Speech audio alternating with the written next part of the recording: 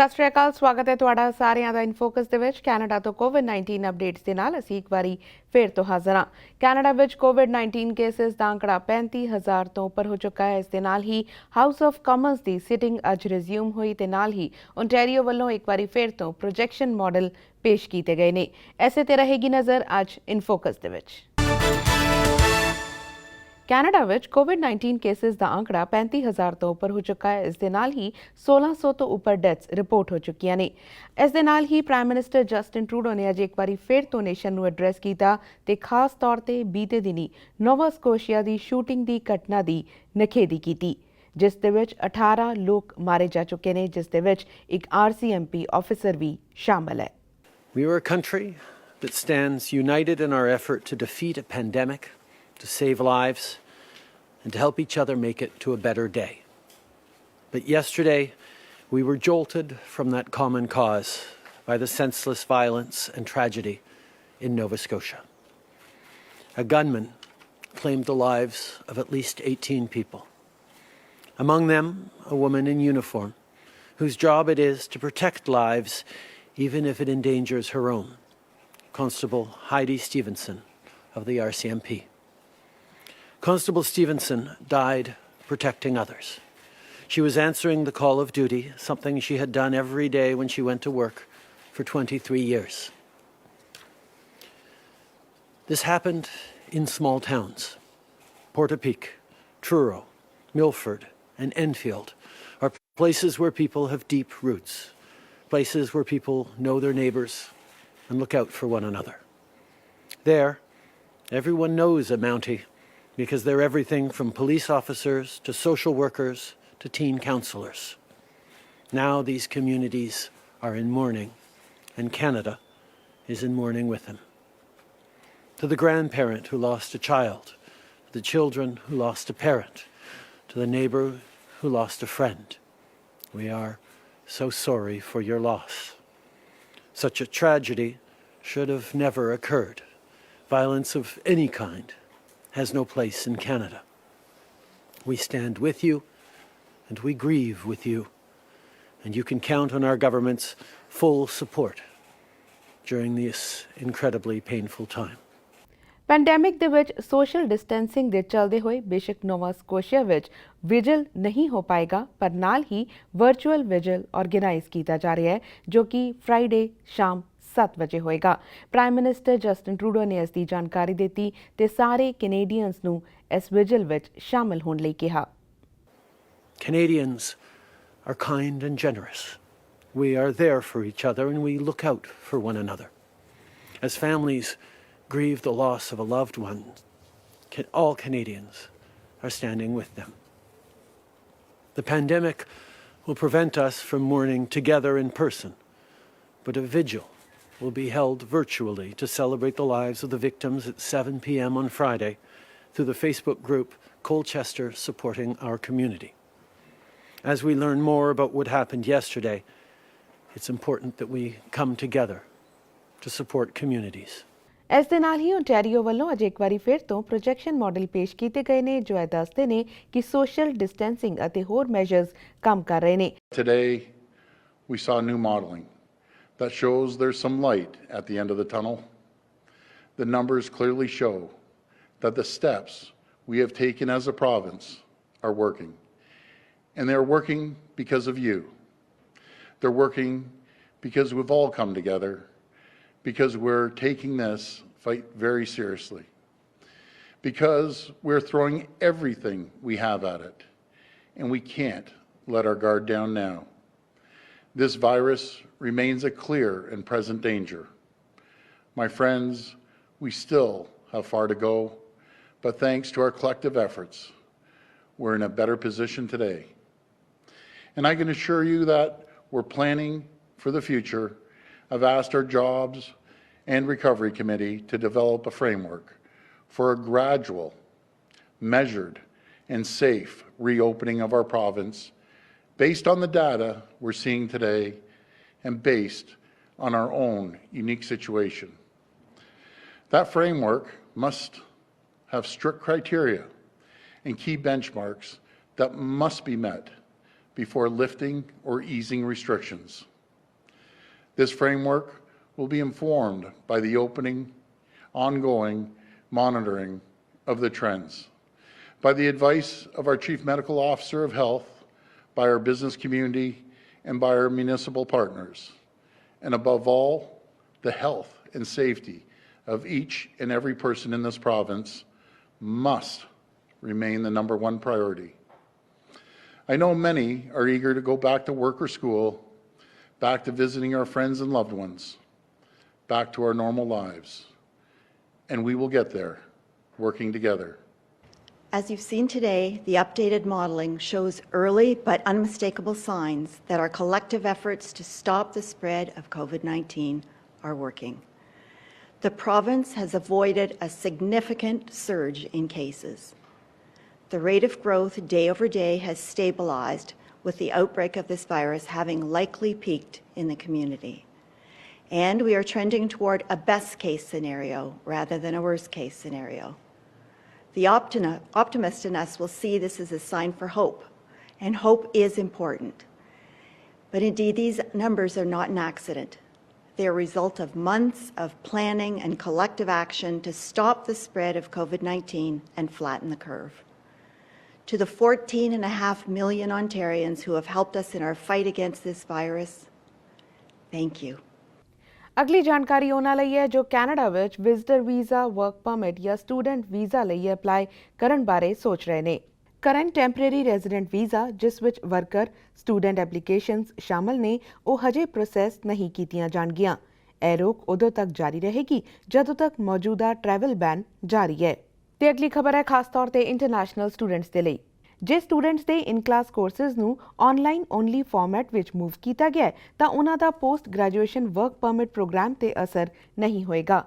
ਇਹਨਾਂ ਵਿੱਚ ਉਹ ਸਟੂਡੈਂਟਸ ਵੀ ਸ਼ਾਮਲ ਨੇ ਜਿਨ੍ਹਾਂ ਕੋਲ ਸਟੱਡੀ ਪਰਮਿਟ ਹੈ ਜਾਂ ਜੋ ਸਟੱਡੀ ਪਰਮਿਟ ਲਈ ਮਈ-ਜੂਨ ਵਿੱਚ ਸ਼ੁਰੂ ਹੋਣ ਵਾਲੇ ਪ੍ਰੋਗਰਾਮ ਲਈ ਅਪਰੂਵ ਨੇ, ਪਰ ਟਰੈਵਲ ਰਿਸਟ੍ਰਿਕਸ਼ਨ ਦੇ ਚੱਲਦੇ ਹੋਏ ਕੈਨੇਡਾ ਟਰੈਵਲ ਨਹੀਂ ਕਰ ਸਕਦੇ। ਅਜਿਹੇ ਵਿੱਚ ਇੰਟਰਨੈਸ਼ਨਲ ਸਟੂਡੈਂਟਸ ਕੈਨੇਡਾ ਚੋਂ ਬਾਹਰ ਹੁੰਦੇ ਹੋਏ ਵੀ ਕੋਰਸਿਸ ਸ਼ੁਰੂ ਕਰ ਸਕਦੇ ਨੇ ਤੇ 50% ਪ੍ਰੋਗਰਾਮ ਪੂਰਾ ਕਰ ਸਕਦੇ ਨੇ। ਕੈਨੇਡਾ ਇਨ ਫੋਕਸ ਵਿੱਚ ਫਿਲਹਾਲ ਸਮਾਂ ਹੋ ਗਿਆ ਇੱਕ ਬ੍ਰੇਕ ਦਾ। ਬ੍ਰੇਕ ਤੋਂ ਬਾਅਦ ਕੋਵਿਡ-19 ਅਪਡੇਟਸ ਇਸੇ ਤਰ੍ਹਾਂ ਜਾਰੀ ਰਹਿਣਗੀਆਂ। ਤੁਸੀਂ ਬਣੇ ਰਹੋ ਸਾਡੇ ਨਾਲ।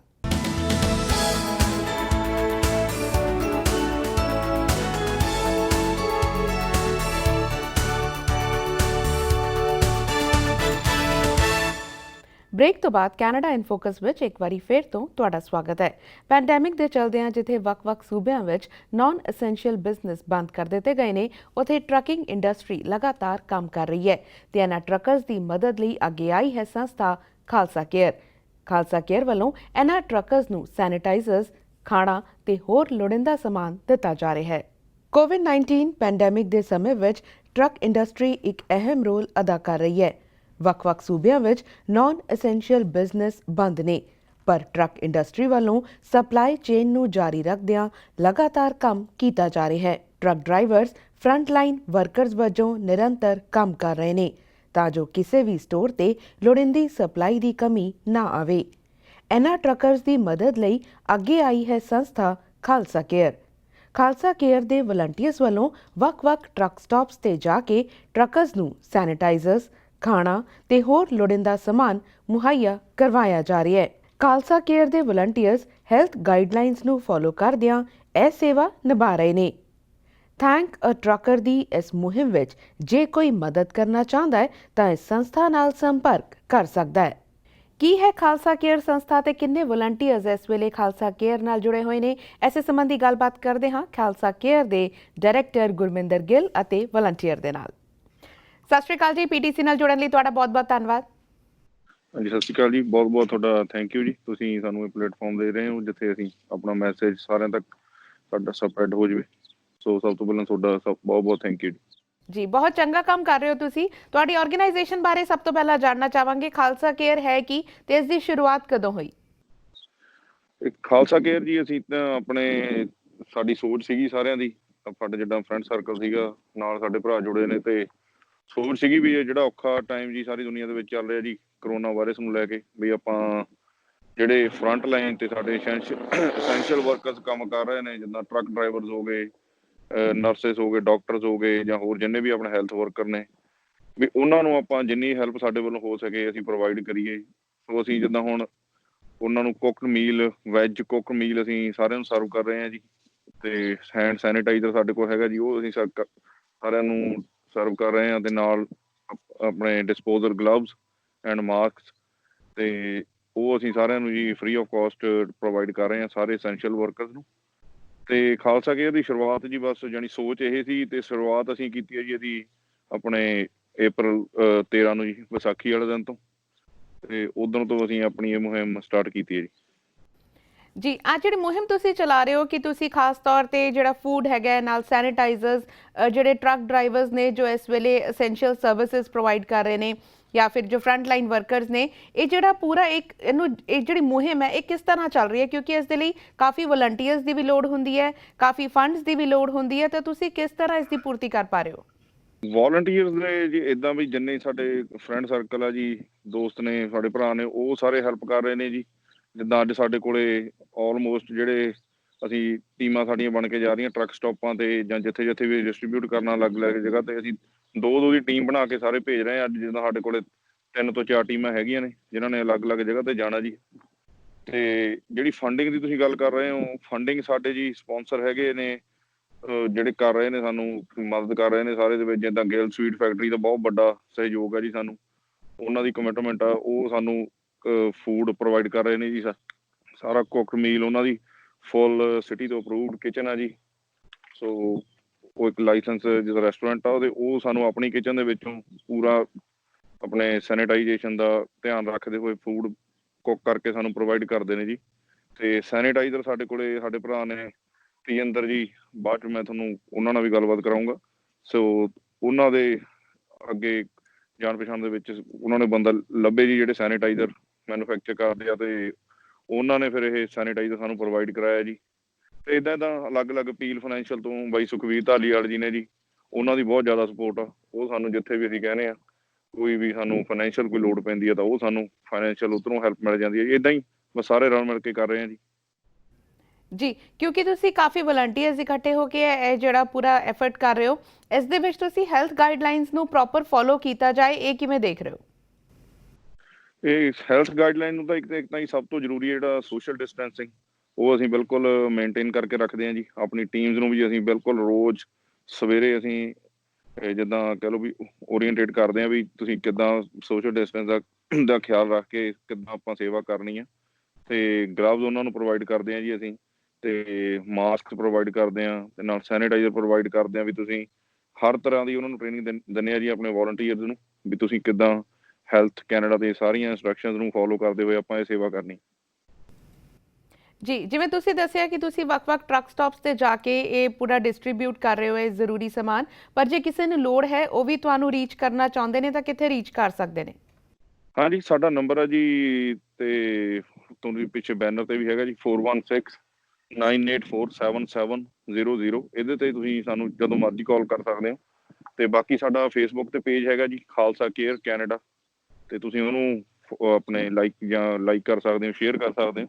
ਤੇ ਉਹਦੇ ਵਿੱਚ ਸਾਡੀ ਸਾਰੀ ਇਨਫੋਰਮੇਸ਼ਨ ਹੈਗੀ। ਅਸੀਂ ਉੱਥੇ ਰੈਗੂਲਰ ਅਪਡੇਟ ਕਰਦੇ ਰਹਿੰਦੇ ਹਾਂ ਵੀ ਅਸੀਂ ਅੱਜ ਕਿੱਥੇ ਸਾਡੀ ਅੱਜ ਟੀਮਾਂ ਜਾ ਰਹੀਆਂ ਨੇ, ਜਾਂ ਕੀ ਅਸੀਂ ਅੱਜ ਡਿਸਟਰੀਬਿਊਟ ਕਿੱਥੇ ਕਰ ਰਹੇ ਹਾਂ। ਉੱਥੇ ਸਾਰੀ ਇਨਫੋਰਮੇਸ਼ਨ ਹੁੰਦੀ ਹੈ ਜੀ। ਜਾਂ ਸਾਨੂੰ ਕਾਲ ਕਰਕੇ ਜਦੋਂ ਮਰਜ਼ੀ ਵੀ ਕੋਈ ਵੀ ਇਨਫੋਰਮੇਸ਼ਨ ਕਿਸੇ ਨੂੰ ਚਾਹੀਦੀ ਹੈ, ਕੋਈ ਸਮਾਨ ਚਾਹੀਦਾ, ਕੋਈ ਭਰਾ ਟਰੱਕ ਵਾਲਾ ਕਿਤੇ ਵੀ ਖੜਾ GTA ਦੇ ਵਿੱਚ, ਅਸੀਂ ਆਪਣੇ ਫੇਸਬੁੱਕ ਪੇਜ ਤੇ ਵੀ ਇਹੀ ਪੋਸਟ ਕਰਦੇ ਹਾਂ ਵੀ ਕੋਈ ਵੀ ਟਰੱਕਰ ਜਿਹੜਾ GTA 'ਚ ਕਿਤੇ ਵੀ ਆ ਤੇ ਉਹ ਸਾਨੂੰ ਕਾਲ ਕਰ ਦੇਵੇ, ਤੇ ਅਸੀਂ ਜਿੱਥੇ ਵੀ ਉਹ ਖੜੇ ਆ ਟਰੱਕ ਸਟਾਪ ਤੇ ਨੇ, ਕਿਤੇ ਵੇਅਰ ਹਾਊਸ ਤੇ ਨੇ, ਅਸੀਂ ਉੱਥੇ ਜਾ ਕੇ ਉਹਨਾਂ ਨੂੰ ਡਿਲੀਵਰ ਕਰ ਸਕਦੇ ਹਾਂ।